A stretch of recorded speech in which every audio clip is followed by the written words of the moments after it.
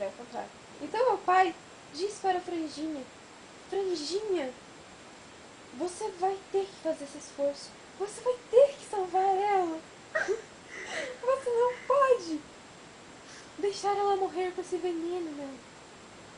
E eu lá. Então, Franjinha, opa! Então, o Franjinha morde. E eu senti aquela dor horripilante. Eu não sabia o que fazer. Eu não sabia sobreviver. Então, eu fui acalmando, e eu dormi. Quando eu acordei, eu estava na casa do Franjinha. Então ele me disse: meu amor, você está bem? E eu disse: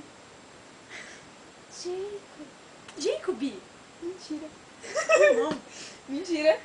Tem um pouco de... Como chama?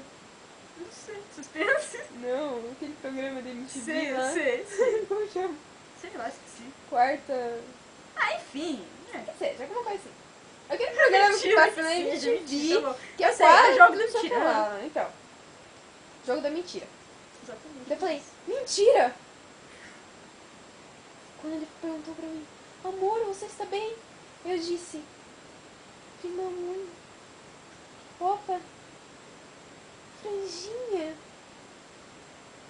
eu estou melhor agora.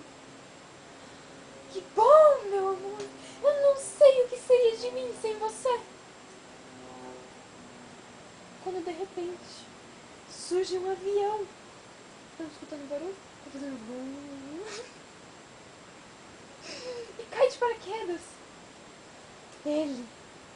O quadradinho primão ressurgiu? um. O primão. Daí ele chega. Você! Não pode ser meu nome, Laís? É lá isso mesmo. Laís! Lá! Posso mais bonito? Easy! Easy. Easy! Eu não sei o que seria de mim sem você. Irmão, saia daí. Eu preciso ver se meu amor está bem. Seu amor? É meu amor. Primão, sai daí? Não seria o Franjinha, sai daí? Seja. Franjinha! Saia daí! Gente, eu tô meio cafusa, liga não. É, um sono de ontem. Tô estudando de noite, sabe? Pessoal, Ah, não é, né? Então. Franjinha, sai daí. Meu amor, você está bem? Ele não te machucou? Então. O primão 2, o primão 1, vê a marca da mordida nos pulsos dela. Eu não acredito que você fez isso, O quadradinho vai Franjinha. ressurgir? Hã? O quadradinho vai ressurgir? Calma. Ah, tá. Eu não acredito que você fez isso, Franjinha. Mas foi para salvar a Laís, a Izzy.